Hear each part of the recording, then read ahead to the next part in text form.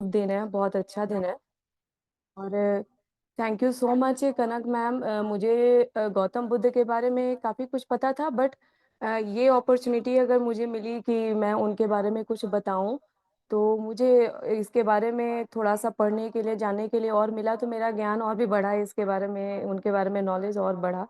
और मैं बहुत प्राउड फ़ील करती हूँ क्योंकि मैं ये बताना चाहती हूँ मैं जिस जगह से बिलॉन्ग करती हूँ, बिहार में वैशाली हमारे घर से काफ़ी पास है। जहाँ से महात्मा बुद्ध ने अपना काफ़ी अच्छा समय वहाँ पे व्यतीत किया, बहुत ज्ञान वहाँ पे लोगों को अपने शिष्य बना के वहाँ पे लोगों के साथ में अध्ययन किए हैं, अपना बहुत टाइम व्यतीत किए हैं। वैशाली तो काफ़ी पास है, प्लस वैशाली के पास में एक जगह है जिसका नाम है केसरिया। तो मैं केसरिया की हूँ और उस जगह का की मैं हिस्ट्री थोड़ा-सा बताऊँगी, उस जगह का नाम केसरिया क्यों पड़ा? वहाँ पे वर्ल्ड का सबसे हाईएस्ट महात्मा बुद्ध का स्तूप है। वो जो कि एक बार मतलब काफ़ी पहले वहाँ पे मतलब भूकंप, अर्थक्वेक वगैरह जो भी आया होगा उसकी वजह से वो पूरा ढह गया था और एक माउंटेन की तरह दिखता था। हम लोग काफ़ी सालों तक उस पे पिकनिक मनाने जाते थे न्यू ईयर में। बट कुछ हिस्ट्री ऐसी मिली जिसमें पता चला कि वहाँ पे महात्मा बुद्ध का अवशेष है, कुछ है। उसके बारे में वहाँ उसके बाद वहाँ की खुदाई शुरू की, जो जापान गवर्नमेंट है, जहाँ पे बौद्ध धर्म को बहुत ज़्यादा मान्यता दी जाती है, तो यहाँ के जो लोग थे, उन्होंने हमारे गवर्नमेंट से और जापान गवर्नमेंट से बहुत ज़्यादा अनुरोध किया कि यहाँ की खुदाई की जाए, यहाँ का हिस्ट्री निकाला जाए, क्या है। तो फिर पता चला कि ये वर्ल्ड का हाईएस्ट महात्मा बुद्ध का स्तूपा है। बहुत अच्छे से उसकी खुदाई हुई, बहुत खूबसूरत वहाँ पे उनका पूरा निकला है, उनका जो मंडप है, वहाँ बहुत सारे जो उनके शिष्य थे, उनका मतलब कमल के शेप में पूरा उनका बना हुआ है, जहाँ पे वो लोग बैठ के अपना मेडिटेशन करते थे, ध्यान करते थे। मैंने काफ़ी बार विज़िट किया है, तो मेरे लिए बहुत ही प्राउड मोमेंट है कि आज मैं उनके बारे में बता रही हूँ, क्योंकि वहाँ पे टाइम टू टाइम केसरिया महोत्सव मनाया जाता था। केसरिया महोत्सव क्यों मनाया जाता था? बहुत बड़ी मान्यता है कि जब वहाँ पे आए थे और रुके थे महात्मा बुद्ध और जब वहाँ से विपुल अपना वॉल्यूम थोड़ा-सा कम हाँ। और जब महात्मा बुद्ध वहाँ से जाने लगे तो उनके शिष्यों ने उनसे गुरु दक्षिणा माँगी थी कि आप हमें अपना अपने यादगार में कुछ दे के जाइए। तो उन्होंने अपने केश का वहाँ पे त्याग किया था। अपने बाल कट करके उन्होंने अपने शिष्यों को दिया था और इस वजह से उस जगह का नाम पड़ा है केसरिया। तो मुझे बहुत अच्छा लग रहा है, प्राउड फ़ील कर रही हूँ कि मैं बता रही हूँ। मैं थोड़ा-सा विपुल से बोलूँगी कि इसके बारे में बताएँ। प्लस एक चीज़ मैं बताऊँगी जिससे बहुत सारे लोग बोलते हैं कि उनका उनका नाम तो बचपन का सिद्धार्थ गौतम है। लेकिन बुद्ध जो है वो उनका नाम नहीं है, वो उनको उपाधि दी गई है। बहुत सारे बुद्ध हुए हैं और बुद्ध का सात्विक मतलब जो ये होता है कि जो महाज्ञानी हो, जो हमेशा होश में रहे, उसको बुद्ध मानते हैं। इसलिए बुद्ध धर्म को भी जॉइन करने वाले जितने लोग हैं, जिन्होंने बुद्ध धर्म को अपनाया है, वो सब अपने आप को बुद्ध मानते हैं। तो ये एक मतलब मुझे भी ऐसा लगता था पहले कि उनका नाम गौतम बुद्ध है, बट बाद में पता चला कि ये उपाधि उनको ज्ञान प्राप्ति के बाद मिली है। अब उनके बारे में थोड़ा-सा डिटेल में विपुल प्लीज़ बताओ हम सबको। जी, बिल्कुल। Thank you silkie. सो बस मैं स्टार्ट करता हूँ, कुछ मिनट लूँगा। तो 563 ईसा पूर्व, कह सकते हैं कि लगभग 2500 साल पहले, कपिलवस्तु, जो कि लुम्बिनी नेपाल में है, रानी माया देवी ने एक अनोखे पुत्र को जन्म दिया। यह अनोखा बालक और कोई नहीं बल्कि आगे चलकर बौद्ध धर्म के स्थापना करने वाले भगवान गौतम बुद्ध थे। ऐसी मान्यता है कि भगवान बुद्ध ने वैशाख शुक्ल पक्ष पूर्णिमा तिथि को पूर्णिमा तिथि को ही बोध गया में बोधि वृक्ष के नीचे बुद्धत्व अर्थात ज्ञान को प्राप्त किया था। तभी से यह दिन बुद्ध पूर्णिमा के रूप में मनाया जाता है। इसी दिन भगवान बुद्ध के जीवन की तीन अहम बातें हुई, जैसे बुद्ध का जन्म, बुद्ध को ज्ञान प्राप्ति एवं बुद्ध को निर्वाण मिलना। इस कारण भी बुद्ध पूर्णिमा को विशेष दिन माना जाता है। आप सभी को बुद्ध पूर्णिमा की शुभकामनाएं। बुद्ध पूर्णिमा का पूर्व बुद्ध पूर्णिमा का पर्व केवल भगवान बुद्ध के जन्म, ज्ञान और निर्वाण को याद करना ही नहीं, बल्कि हमें आत्मचिंतन, आंतरिक शुद्धि और मानवता के राह पर चलने के लिए प्रेरित करता है। महात्मा गौतम बुद्ध ने 4 सूत्र दिए, जिन्हें 4 हाँ, महात्मा गौतम बुद्ध ने 4 सूत्र दिए, जिन्हें 4 आर्य सत्य के नाम से जाना जाता है। पहला आर्य सत्य में भगवान बुद्ध ने कहा, दुःख है। दूसरा, दुःख का कारण। तीसरा, दुःख का निदान। और चौथा, मार्ग वो है जिससे दुःख का निवारण होता है। सो आइए भगवान बुद्ध के सिद्धांतों को हम अपने जीवन में अपनाकर एक शांत और सुंदर संसार की ओर कदम बढ़ाते हैं। Thank you. हाँ। थैंक यू, बिल्कुल, थैंक यू। बहुत ही सुंदर। यस, कृपया आप कुछ बोलना चाहना प्लीज। हाँ मैम, मैं वही बोल रही थी कि थोड़ा सा आप भी हमें गौतम बुद्ध के बारे में बताइए, कुछ डीप उनके बारे में, जो हमें लगे कि हाँ, हमने आज आपसे कुछ और नई जानकारी उनके बारे में हासिल की है। प्लीज अपना थोड़ा सा इंसाइट दीजिए। Thank you. Thank you, thank you Shilpi, thank you बेटे, इतनी खूबसूरत जानकारी के लिए। क्योंकि कुछ नई जानकारी आज मैंने भी ली है, जो कि अभी शिल्पी ने बताया केसरिया के बारे में। जो महोत्सव है, ये मेरे लिए नई जानकारी थी। और इसके अलावा कि आज का दिन बहुत ही महत्वपूर्ण क्यों है। आज ही के दिन वैशाख का, जैसा कि दीपक ने बताया, वैसाखी बुद्ध पूर्णिमा, इसी दिन भगवान बुद्ध का जन्म भी हुआ। और इसी दिन उनको बौद्धित्व भी प्राप्त हुआ। और इसी दिन उन्हें निर्वाण भी प्राप्त हुई। इसी के साथ साथ ये सारी बातें तो हमें पता ही है, लेकिन जो जीवन में उतारने वाली बात है, उसके बारे में मैं थोड़ा सा ब्रीफ करना चाहूंगी। आप लोगों ने सुना भी होगा सत्यनारायण गोयनका जी के बारे में। अगर युग पुरुष भगवान बुद्ध है, तो मैं मानती हूँ कि 2500 वर्षों के बाद में एक और महापुरुष हमारी इस धरती पर पैदा हुए। हालांकि उनका जन्म बर्मा में हुआ था। गए थे वो राजस्थान से, राजस्थान होने से ही थे। राजस्थान में इनके जो पुरखे 100 वर्ष पूर्व यहाँ रहते थे। उसके बाद में जीवन यापन के लिए वो बर्मा में चले गए थे। वहां पे उन्होंने बहुत अच्छा अपना व्यवसाय किया शुरू, और काफी समृद्ध परिवार से थे। एस एन गोयनका जी जो थे, जब वो 17 से 20 वर्ष की आयु में थे, विवाह उनका हो गया था। लेकिन उन्हें एक समस्या थी, माइग्रेन की। जब उन्हें माइग्रेन होता था, तो वो बेहोश हो जाते थे। और बहुत ही उन्हें तकलीफ रहती थी। इंग्लैंड और जर्मनी, अमेरिका, कई जगह उनको इसके ट्रीटमेंट के लिए लेकर भी जाया गया, लेकिन किसी तरह का कहते हैं कि जब किसी व्यक्ति के जीवन में विपत्ति आती है, तो हमें ये समझ लेना चाहिए कि जब जब विपत्ति आती है, तो वो एक नए अवसर का सूचक होती। तो अगर हम सबके जीवन में भी कहीं हमें लगता है कि विपत्ति आ रही है, तो हमें विपत्ति को विपत्ति की तरह नहीं देखना है, हमें उसे अवसर की तरह देखना है। ठीक इसी तरह से गोयनका जी के जीवन में हुआ। वो बहुत परेशान हो चुके थे कि अब करना क्या है। उनको कुछ इंजेक्शन दिए जाते थे, तो वो 3-3 4-4 दिन लग जाते थे, तो होश में नहीं आ पाते थे। फिर बर्मा में ही उनके एक मित्र थे, उन्होंने बताया कि एक आचार्य है जो धर्म सिखाते हैं। और हालांकि वो जो हिंदू परिवार से थे, एस एन गोयनका जी, और गीता रामायण सारे श्लोक उन्हें वो जवानी याद थे, फिर भी मरता क्या ना करता, उन्होंने कहा ठीक है, धर्म सीखना है, मैं अपने धर्म को तो नहीं छोड़ूंगा, मैं बुद्ध धर्म क्यों अपनाऊं। पर फिर भी वो इतने परेशान हो गए, तो कहा था कि ठीक है, 10 दिन के लिए अगर मुझे अ, अगर ये सीखना है तो क्या फर्क पड़ता है। वो जब वहाँ आचार्य जी के पास गए, तो आचार्य जी से उन्होंने कहा, मुझे माइग्रेन है और मैं चाहता हूँ मेरा ये माइग्रेन। तो जो वह आचार्य थे, उन्होंने गोयनका जी को बहुत डांटा, और डांट करके वहां से भगा दिया। उन्होंने कहा कि मैं तो डॉक्टर थोड़ी ना हूँ कि जो आपकी बीमारी ठीक करे, मैं तो धर्म सिखाता हूँ। अगर आपको धर्म सीखना है, तो आप धर्म के लिए फिर भी आ सकते हैं। इस तरह से उन्होंने 10 दिन का विपස්සना शुरू किया। जब 10 दिन का विपස්සना, विपස්සना है क्या? विपස්සना में जैसा कि हम लोग मेडिटेशन में आनापान सती ध्यान करते हैं। आनापान सती सभी को पता है, नासा छिद्रों पर ध्यान केंद्रित करके आती जाती श्वास को देखना है।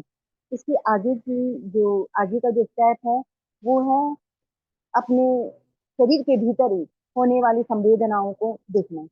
एस एन गोयनका जी ने हमें सिखाया कि सब कुछ अनित्य है, जो उत्पन्न हो रहा है वो नष्ट भी हो रहा है, ऐसे ही हमारे शरीर के भीतर भी हो रहा है। इस तरह से वो ध्यान लगाते चले गए और 10 दिन में उन्हें बहुत फायदा हुआ, और फायदे के साथ साथ उनकी जो बीमारी थी माइग्रेन, वो भी गायब ही हो गई। गोयनका जी ने संकल्प लिया कि इस विद्या को, जो कि ये विद्या मेरे भारत की ही है, आज मेरे भारत से लुप्त हो चुकी है, क्यों ना मैं इसे भारतवर्ष में ही फैलाऊं। ये बहुत ज्यादा पुरानी बात भी नहीं है, अगर मैं मानती हूँ तो अप्रोक्सीमेटली अगर आप गूगल पे देखेंगे तो आप देख सकते हैं सन, पर मुझे 40 से 50 साल का जहाँ तक ख्याल आता है। गोयनका जी भारत में आए और भारत में आकर के उन्होंने मात्र 13 लोगों से कैंप शुरू किया। उन्होंने ये कहा कि आओ मैं आप सबको धर्म सिखाता हूँ। उन 13 लोगों में 3 लोग तो उनके घर के ही थे, एक उनकी पत्नी थी और उनके माता पिता थे। इस तरह से वहां से उन्होंने धर्म सिखाना एक स्कूल को छुट्टियों के वक्त में लिया, 10 दिन के लिए, और वहां से उन्होंने शुरुआत की। और आज अगर हम देखते हैं 50 वर्षों में विश्व के कोने कोने पर विपश्यना, जो कि जो भगवान बुद्ध ने हमें अपनी टीचिंग्स में सिखाई है, वो सारी की सारी पद्धति पूरे विश्व भर में फैल चुकी है। तो बहुत ही खुशी होती है मुझे जब ये सारी चीजें देख करके और जीवन में उतार करके, क्योंकि मुझे भी मौका मिला इसे अपने जीवन में उतारने का। मैं भी अपने बारे में थोड़ा सा बता देती हूँ कि शुरू-शुरू में जब मैं विपश्यना गई, मेरे माता-पिता ने किया था तो मैंने सुना हुआ था। लेकिन इससे पहले मुझे लगता था कि ध्यान क्या है? ध्यान कोई ऐसा है कि आप अपने आप को भूल जाओगे और कोई आकाश से य परियाँ या बहुत सारे सिद्ध आपको बस एक बहुत ही अद्वितीय विमान में बिठा कर के ऊपर उठा लेंगे। इसी तरह की मेरी कल्पनाएँ होती थी। लेकिन जब मैंने विपश्यना की तो मैं संसार के दुखों से भाग करके विपश्यना सेंटर गई। मैं विपश्यना सीखने नहीं गई थी। और जब मुझे वहाँ पता चला कि धर्म ऐसा सिखाया जाता है, मैंने उसे स्वीकार नहीं किया, मुझसे हो ही नहीं रहा था। कैसे-तैसे मैंने 3 दिन वहाँ निकाले और चौथे दिन मैं वहाँ से बहुत मुश्किल से, इतना आसान नहीं होता है वहाँ से निकलना, लेकिन मैंने बहुत कोशिश की, क्योंकि वहाँ पे अलाउड भी नहीं था घर पे फ़ोन करना ये सब, लेकिन मैंने ये सारे नियम तोड़े और तोड़ करके मैंने फ़ोन भी किया और फाइनली मैं घर पे आ गई। लेकिन जब मैं घर पे आ रही थी, उसी वक़्त मेरी आचार्य जी, जब मैं अपना रूम खाली कर रही थी, मेरे सामने आई और उन्होंने मुझे कहा कि देखो कनक, तुम जो कर रही हो वो तुम झूठ बोल करके कर रही हो। मुझे पता ही नहीं था कि मैं झूठ बोल रही हूँ।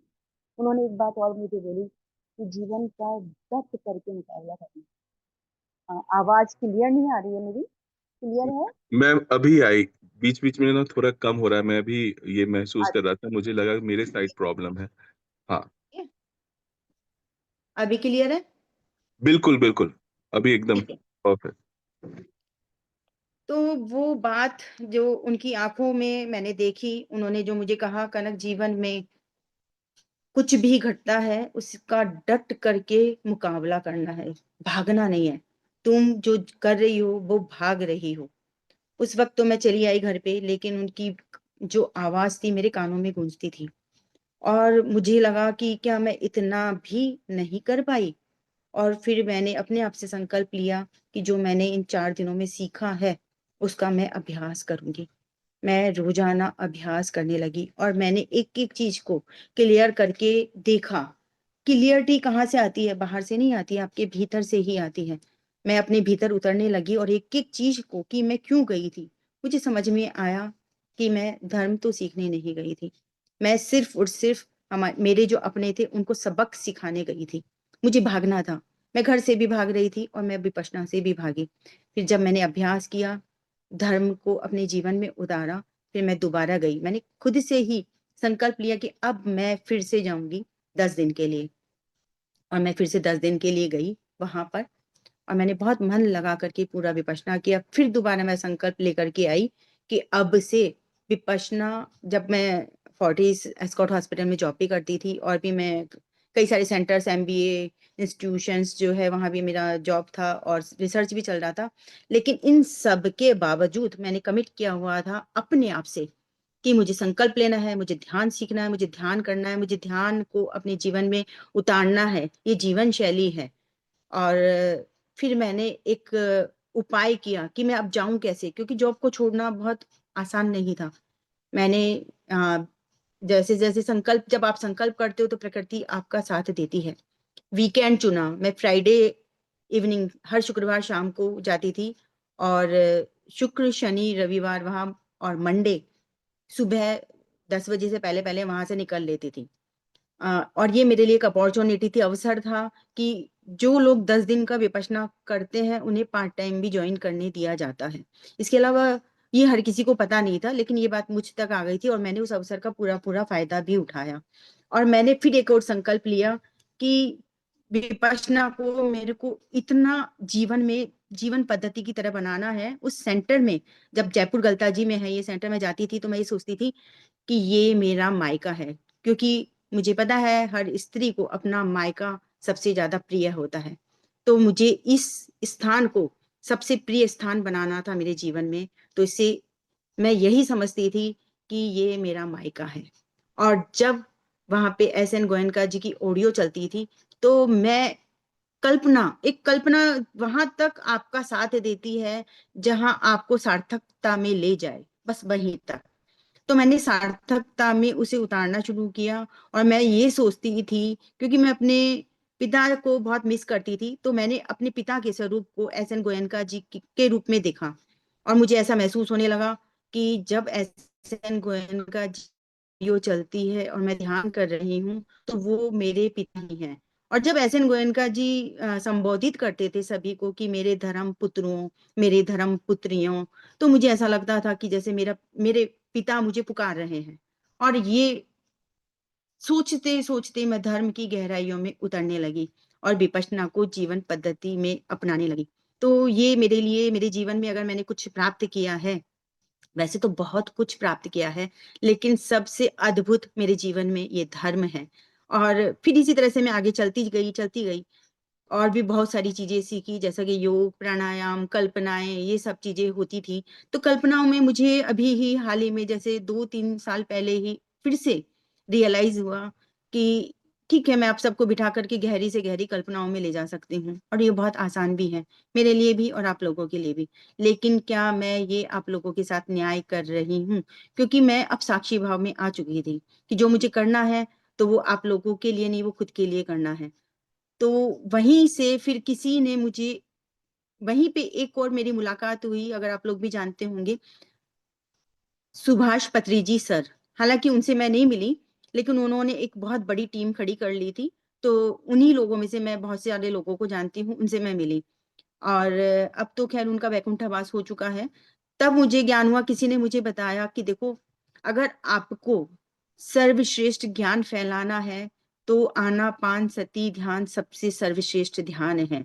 तो तब से मैंने कमिट किया कि अपने आप से, कि अगर अब मुझे ध्यान कराना है, तो क्यों ना मैं सच्चाई की राह पर खुद को चलते हुए और आप लोगों को भी यही राह दिखाऊं। क्योंकि अगर जब भगवान गौतम बुद्ध, उनको निर्वाण प्राप्त हुआ, उनको साक्षात्कार प्राप्त हुआ, उनको बौद्धित्व प्राप्त हुआ इसी ज्ञान से, तो क्या हम सब भी बौद्धित्व को प्राप्त नहीं कर सकते? इसीलिए तब से मैंने, जब जब भी मेरा अगर ध्यान का सेशन होता है, मुझे निमित्त बनाया जाता है, तो मैं कोशिश करती हूँ आनापान पर ही बोलूं, आनापान को ही सीखूं, आनापान को ही जीवन में उतारूं, आनापान को ही आप लोगों को सिखाऊं। और आनापान का ही मैंने ये भी देखा जो कि भगवान बुद्ध ने हम सबको सिखाया। भगवान बुद्ध के बारे में तो जैसा कि अभी विपुल और सिल्की ने भी बताया कि उनके जीवन में सब कुछ था। जब वो पैदा हुए, तो असित मुनि राजा शुद्धोधन के यहाँ पे आए और उन्होंने भविष्यवाणी की कि कितना भी जतन कर ले राजा, तेरा पुत्र सन्यासी ही बनेगा। अब जब सिद्धार्थ 7-8 महीने के हुए, तो राजा को उन्हें क्षत्रिय धर्म पालन करते, उन्हें कठोर क्षत्रिय बनाना था। उन्हें लोहे के वस्त्र पहनाए जाते थे, उन्हें वो सब कुछ करवाया जाता था जो कि एक क्षत्रिय धर्म करे, क्योंकि राजा शुद्धोधन ये कभी नहीं चाहते थे कि सिद्धार्थ में करुणा उत्पन्न हो। लेकिन ना चाहते हुए भी सिद्धार्थ बहुत ही करुणा को करुणाशाली रहे, हर बात को जांचना, परखना, सीखना वो करुणा की दृष्टि से ही देखते थे। और एक बार उनके जीवन में ऐसा भी हुआ कि उनको एक जब वो परीक्षण कर रहे थे, जब वो सीख रहे थे युद्धाभ्यास में, उनकी एक परीक्षा थी सर्वश्रेष्ठ धनुर्धर की। वो सर्वश्रेष्ठ धनुर्धर भी थे, लेकिन उसमें परीक्षा में ये बताया गया था कि उड़ते हुए पंछी को जो अपने तीर से नीचे गिराएगा वो सर्वश्रेष्ठ होगा। उनका जो ज्येष्ठ भ्राता था, उन्होंने तो ऐसा कर लिया, लेकिन सिद्धार्थ बहुत दुखी हुए, बहुत दुखी हुए। उन्होंने कहा मैं यह नहीं कर सकता, मुझे अगर किसी जीव को कष्ट दे करके अपने आप को सर्वश्रेष्ठ बनाना है तो मैं सर्वश्रेष्ठ नहीं बनूंगा। कर दो आप ज्येष्ठ को सर्वश्रेष्ठ घोषित। जब वो ये सब कर ही रहे थे, उनके गुरु ने कहा कि सिद्धार्थ तुम्हें परीक्षा तो देनी होगी। फिर सिद्धार्थ ने विकल्प निकाला कि किसी माला के मोती को जितना ऊपर आप उछाल सकते हैं उतना ऊपर उछाले और मैं उस मोती का भेदन कर दूंगा, यही मेरी परीक्षा होगी। और ऐसा ही हुआ, बहुत ऊपर, जितना ऊपर उछाल सकते थे माला के मोती को, और सिद्धार्थ ने बहुत ऊंचाई से जितना मोती ऊपर था उसका भेदन किया। इस तरह से सिद्धार्थ शुरू से ही करुणा के पक्षधर थे, वो जीव हत्या के पक्ष में कभी भी नहीं रहे। इसी तरह से जब सिद्धार्थ का विवाह हो रहा था तो बहुत सारे भैंसों को मारने की, उनकी चिल्लाने की ध्वनि आई, और इसी के साथ में जब वो ये आवाजें सुन रहे थे तो उन्हें अच्छा नहीं लगा। उन्होंने पूछा ये क्या हो रहा है, तो बताया गया कि राज भोज का व्यवस्था हो रही है। तो सिद्धार्थ ने वो सारा भोज बंद करवाया। उन्होंने कहा कि मैं विवाह ही नहीं करूंगा, अगर इस भोज को किसी जीवों के भक्षण के लिए मेरे विवाह की तैयारी हो तो मुझे विवाह ही नहीं करना। ठीक है, फिर सिद्धार्थ का विवाह हो गया और उस समय की सर्वश्रेष्ठ सुंदरी से सिद्धार्थ का विवाह हुआ, जिनका नाम था यशोधरा। सिद्धार्थ के एक पुत्र भी हुआ, राहुल। लेकिन सिद्धार्थ बहुत ही अंतर्मुखी थे और वो भीतर ही भीतर उनके मन में चिंतन चलता रहता था। लेकिन सिद्धार्थ को सबसे ज्यादा दुख तब हुआ जब उन्होंने एक शव यात्रा देखी, एक वृद्ध व्यक्ति को देखा, एक बीमार व्यक्ति को देखा। तो उनके मन में प्रश्न उठे, क्या मैं भी मर जाऊंगा? क्या मेरी यशोधरा भी वृद्धावस्था को प्राप्त कर लेगी? क्या मेरे माता पिता भी मर जाएंगे, बीमार हो जाएंगे? वो दुखी रहने लगे। अब वो इतने ज्यादा दुखी रहने लगे कि अब उन्हें ना सोते चैन पड़ रहा था ना उठते। अंततः 29 वर्ष की आयु में सिद्धार्थ ने घर छोड़ दिया और जंगल में जाकर के उन्होंने कई गुरुओं से उन्होंने तप सीखा और तपस्या शुरू की। और तप करते करते करते करते उसके बाद में काफी हद तक वो आगे तक तो पहुंचे, लेकिन फिर भी उन्हें वो उपलब्धि प्राप्त नहीं हो रही थी जिससे उनका दुख दूर हो सके। और एक बार तो उन्होंने 6 महीने के लिए जल समाधि भी ले ली। जल समाधि के बाद में उन्होंने 3 साल के लिए उपवास भी किया, गहरा उपवास किया, इतना उपवास किया कि वो सूख करके एकदम पिंजर पिंजर हो चुके थे। वो जा रहे थे और चक्कर खा करके गिर गए। वहीं पे एक महिला थी, वो प्रसाद के रूप में खीर लेकर के जा रही थी मंदिर में चढ़ाने के लिए। सुजाता नाम था उनका। उन्होंने जब देखा सिद्धार्थ को बेहोश हुए गिरे, तो उन्होंने वो 1 चम्मच खीर सिद्धार्थ के मुंह में डाल दिया। सिद्धार्थ उठे और उन्होंने वो भोजन किया, प्रसादी ली, और फिर उसके बाद से उन्होंने और तपश्चर्या की, और तपश्चर्या करते करते उन्होंने सभी के दुखों को दूर करने की विद्या ढूंढ ही निकाली। और वो विद्या थी आनापानसति और विपश्यना, जिसका कि हम सब अभ्यास करते भी हैं और करना भी है। और मेरा ये मानना है कि मनुष्य जीवन में हर मनुष्य को अपने जीवन काल में एक बार विपश्यना जरूर जाना ही चाहिए। मैं ये नहीं कहती कि आप भी संकल्प लें, लेकिन विपश्यना सेंटर जाएं, वहां पर धर्म सीखना है।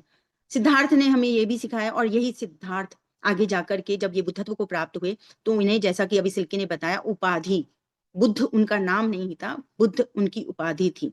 यही बुद्ध सबके लिए, सबको बुद्ध बनाने के लिए प्रेरणा स्वरूप रहे। उन्होंने जन जन जाकर के इस धर्म को बहुत प्रयास किया सब तक पहुंचाने का। उन्होंने कहा दुखों को दूर करने का सबसे आसान सुलभ तरीका यही है।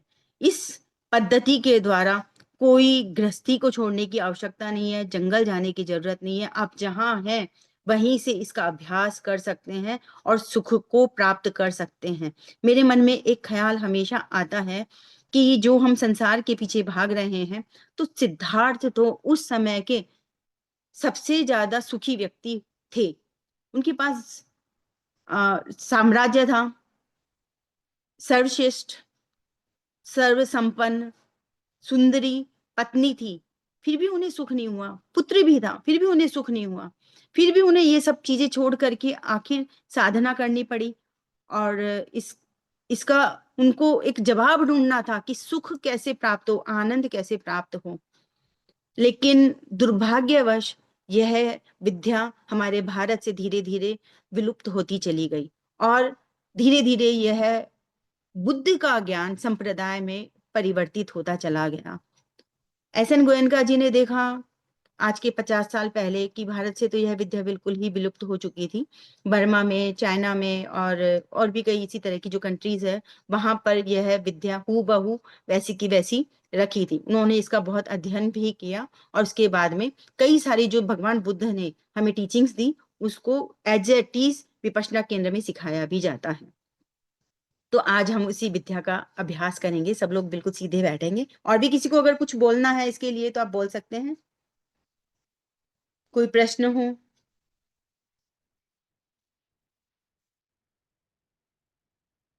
शुरू करें फिर हम लोग। जी मैम। पूरा ध्यान श्वासों पर।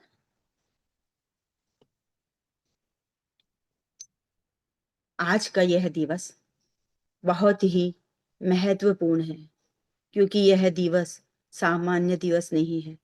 यह बुद्ध पूर्णिमा, अर्थात हर किसी को अधिकार है बुद्धत्व को प्राप्त करने का। हर किसी को अधिकार है सुखी रहने का। हर किसी को अधिकार है आनंद स्वरूप आनंदो हम में रहने का। अपना ध्यान श्वासों पर। बुद्ध ने कहा युद्ध बाहर चलते हैं या नहीं चलते, लेकिन एक युद्ध है जो हर क्षण भीतर चलता है। यह साधना पद्धति इस भीतर के युद्ध को समाप्त करने के लिए है। जब भीतर द्वंद्व चलता है, युद्ध चलता है, तो इस युद्ध से मन बेचैन होता है और मन गढ़ंत चीजों को घटित करता है। यह मिल जाए तो सुख हो जाए, यह प्राप्त हो जाए तो सुख हो जाए। बुद्ध कहते हैं इन कल्पनाओं से परे उठना है। जितने भी बुद्ध हुए उन्होंने यही पद्धति फॉलो की। शायद समझा नहीं पाए हों कि करना कैसे है, लेकिन बुद्ध सक्षम थे। उन्होंने बताया बहुत आसान है ये तरीका। हर क्षण अपनी सांसों में जो निरंतर अनवरत चलती है, उसमें अपने आप को केंद्रित करके रखना है। करना कैसे है? श्वास आई, श्वास गई, बस इन्हें देखना है। श्वासें कितनी अद्भुत है ना। जैसे ही हमारे भाव बदलते हैं, श्वास की रिदम बदल जाती है। श्वास आई, श्वास गई।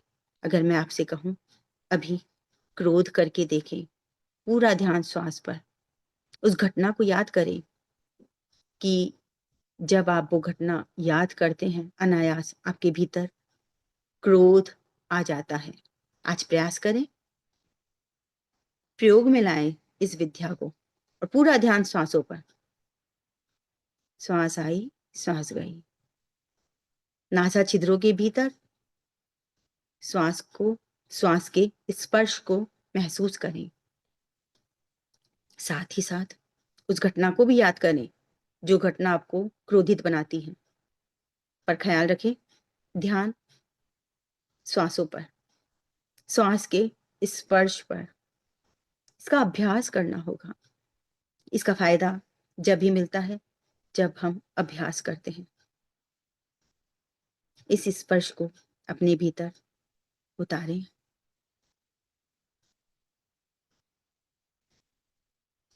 श्वास आई, श्वास गई, श्वास ही श्वास में अपना ध्यान।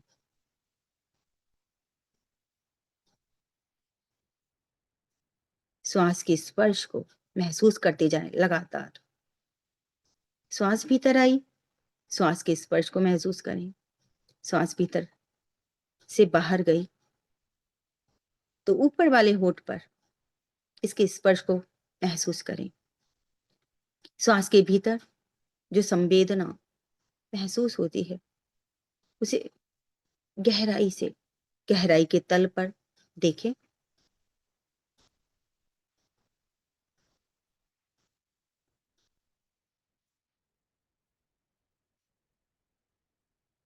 श्वास आई, श्वास गई, श्वास ही श्वास पर अपना पूरा ध्यान।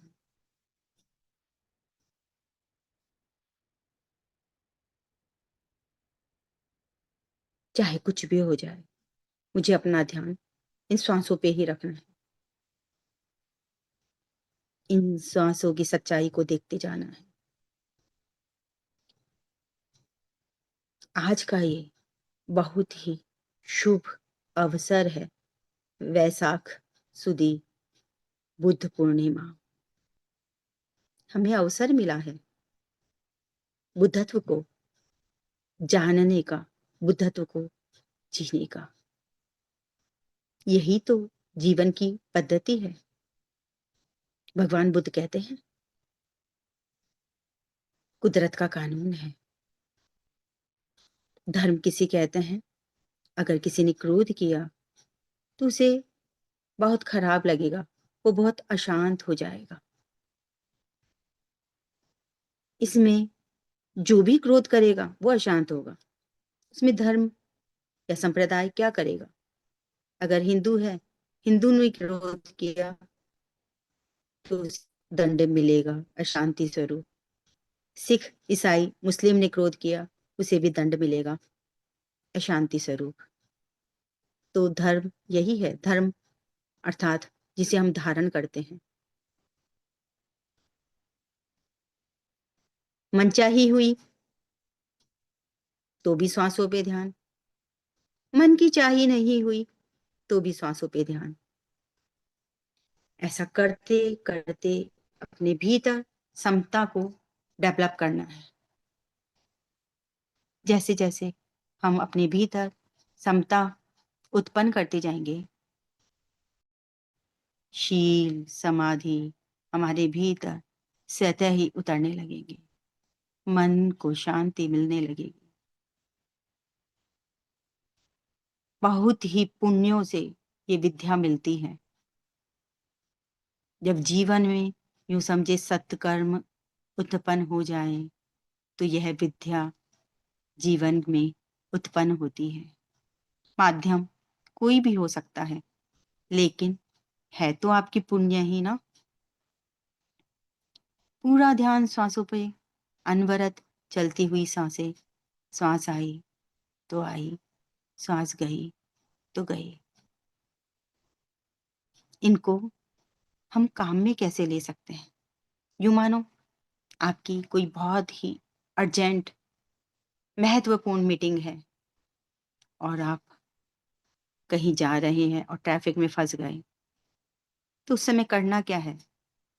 जो होना है सो तो होगा ही, लेकिन श्वासों पे ध्यान केंद्रित कर लिया तो कम से कम अपना स्वयं का हनन तो नहीं होगा। स्वयं के भीतर समता बनी रहेगी और यह समता सद्गुण को उत्पन्न करती है। यह समता पुरुषार्थ को उत्पन्न करती है। सिद्धार्थ शक्तिशाली युवराज थे, उनमें वो सारे गुण थे कि वो अगर अपना शक्ति का प्रदर्शन करते तो अपनी सीमाओं के क्षेत्रफल को बढ़ा सकते थे, किंतु उन्होंने अपने भीतर के युद्ध पर काम किया। यह साधना किसी कमजोर व्यक्ति के लिए नहीं है, यह साधना है शक्तिशाली व्यक्तित्व के लिए। अगर हम इसे यूं भी समझें कि यदि दो व्यक्ति आपस में लड़ रहे हैं और उनमें से एक व्यक्ति शांत है, समता में है, तो हम किसे पसंद करेंगे? हम उसे पसंद करेंगे जो व्यक्ति शांत है, समता में है। तो जब हमारी पसंद ऐसी है तो क्या हम खुद अपनी पसंद खुद को नहीं बना सकते? अपने भीतर इन सांसों को उतारना है।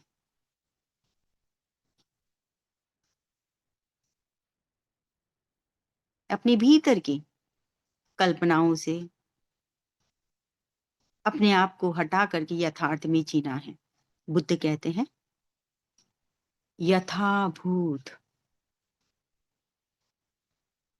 इन श्वासों के द्वारा अपनी सच्चाई को देखना।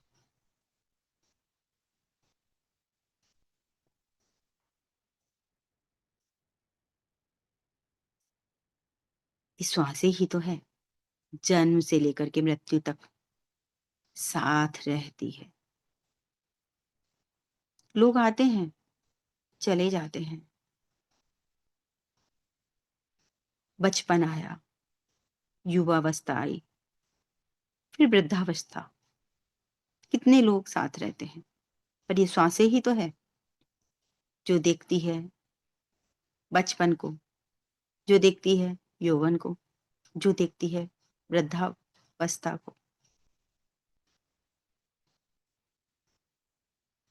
और इनके चलते हम माया स्वरूप इस संसार को जान ही नहीं पाते, हम समझ ही नहीं पाते। लेकिन बुद्ध, जिन्होंने एक मार्ग हम सबके लिए भी खोजा, उन्होंने इस मार्ग को अपना करके स्वयं को बौद्धित्व में स्थापित किया। धर्म वो है जो जीवन में काम आ सके। भगवान बुद्ध की सारी पद्धतियां अगर हम जीवन में उतारते हैं तो एक एक पद्धति बहुत काम आती है हमारे जीवन में, हमारे जीवन को निखार देती है। 2500 वर्ष पूर्व भगवान बुद्ध ने इस पद्धति द्वारा बुद्धत्व को प्राप्त किया और 2500 वर्ष पश्चात एसएन गोयनका जी ने इसी पद्धति से अपने जीवन को निखारा और करोड़ों करोड़ों लोगों को इस पद्धति को सिखाया। आज पूरे विश्व भर के सेंटर्स हैं और वहां पर कोई आडंबर नहीं, सिर्फ और सिर्फ इस पद्धति को जीवन में जीना सिखाया जाता है। यह सिखाया जाता है कि प्रज्ञाशील समाधि को हम अपने भीतर कैसे उतारें। और यूं उतारते उतारते गोयनका जी कहते हैं हमारे जन्म जन्मांतर के कर्मों की निर्जला होने लगती है। हम खुद ही अपने वैरी हैं और खुद ही अपने मित्र हैं। गोयनका जी बताते हैं एक राजा और रानी, उन्होंने भी इस धर्म को अपनाया, जीवन में उतारा। एक दिन यूं ही राजा रानी को पूछते हैं, सच सच बताओगी तुम जीवन में सबसे ज्यादा किससे प्रेम करती हो? रानी मुस्कुराई। निसंकोच रानी ने बताया, मैं सबसे ज्यादा स्वयं को प्रेम करती हूँ। राजा मुस्कुराया। राजा ने कहा, अगर ये धर्म मैंने सीखा नहीं होता तो रानी, आज मैं तेरी गर्दन तलवार से काट देता। लेकिन सच बात तो ये है कि इस धर्म से मैंने सीखा